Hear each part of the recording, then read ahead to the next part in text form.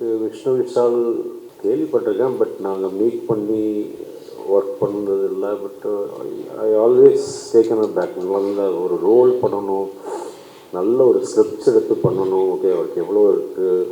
So இந்த team and Vishnu Vishal எல்லாம் வந்து இவங்க வீட்டுக்கே போக மாட்டாங்க.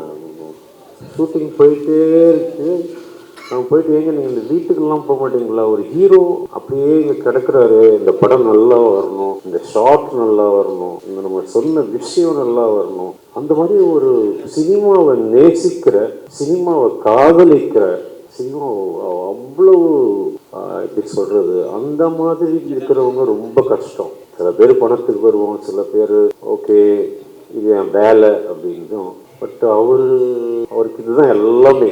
அந்த மாதிரி ஒரு சுவாசிக்கிற ஹீரோ, வெரி ஹாப்பி. லைக் மனசுக்கு ரொம்ப சந்தோஷமா இருந்தது. ஓகே, இவ்வளவு கஷ்டப்படுறாங்க ஒரு ஷார்ட் நல்லா வரணுன்றதுக்காக. Out standing. இதே மாதிரி இந்த டைரக்டர் வந்து பிரவீன், இத்தினோடு ஒரு அந்த கரெக்டாக சொல்லுங்கள். இது மாதிரி சின்ன சின்ன மெட்டிகுலஸ் டைரக்டர். ஸோ அவரும் இங்கே தான் இருக்காங்க. I wish them all the best. சினிமாவை எவ்வளோ தூரம் நேசிக்கிற நீங்கள், உங்களுக்கு எப்பவும் நல்லதே நடக்கும்.